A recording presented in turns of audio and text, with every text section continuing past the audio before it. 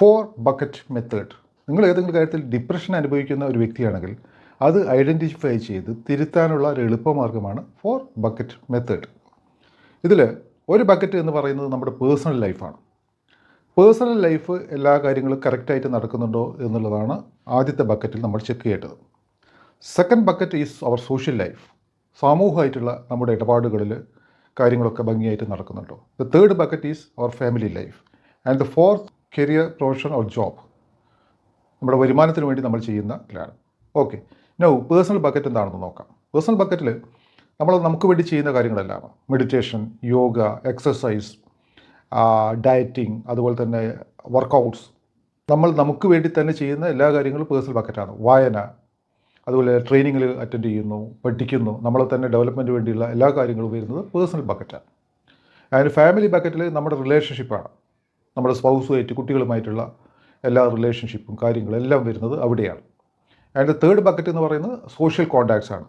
Society ആയിട്ടുള്ള നമ്മുടെ ബന്ധം, സൊസൈറ്റി നമ്മളിൽ നിന്ന് പ്രതീക്ഷിക്കുന്നത് അല്ലെങ്കിൽ നമ്മളെ എങ്ങനെ നോക്കിക്കാണുന്നു, നമ്മുടെ സോഷ്യൽ മീഡിയ പോസ്റ്റിംഗ് തുടങ്ങിയ കാര്യങ്ങളെല്ലാം വരുന്നത് സോഷ്യൽ ബക്കറ്റിലാണ്. നമ്മുടെ റെക്കഗ്നേഷൻ സമൂഹത്തിലുണ്ടാകുന്ന അത് നമുക്ക് കിട്ടുന്ന വാല്യൂ, അംഗീകാരം, ഇതെല്ലാം ജോബ് ബക്കറ്റിൽ അല്ലെങ്കിൽ കരിയർ ബക്കറ്റിൽ വരുന്നത് നമ്മുടെ തൊഴിലായിട്ട് ബന്ധപ്പെട്ട കാര്യങ്ങൾ, അതിൽ നിന്നുള്ള വരുമാനം, അതിൻ്റെ വളർച്ച, promotions, salary hike, incentives, business growth, ലാഭം തുടങ്ങിയ കാര്യങ്ങൾ. പിന്നെ അതുപോലെ തന്നെ അവിടെയുള്ള റിലേഷൻഷിപ്പ്, മറ്റുള്ള ആൾക്കാരുമായിട്ടുള്ള പിയർ റിലേഷൻഷിപ്പ് അല്ലെങ്കിൽ ഹയർ മാനേജ്മെൻറ്റുമായിട്ടോ നമ്മുടെ സഹപ്രവർത്തകരുമായിട്ടുള്ള റിലേഷൻഷിപ്പ് കാര്യങ്ങൾ തുടങ്ങിയ കാര്യങ്ങളെല്ലാം തന്നെ വരുന്നത് അവിടെയാണ്. അവിടെയുള്ള സ്ട്രെസ്സ്, ആങ്സൈറ്റി, ഇതെല്ലാം. ഇനി നിങ്ങൾ കണ്ടുപിടിക്കേണ്ടത് ഇതിൽ ഏത് ബക്കറ്റിലാണ് നിങ്ങൾക്ക് കൂടുതൽ ഇഷ്യൂസ് ഉള്ളത് എന്നുള്ളതാണ്.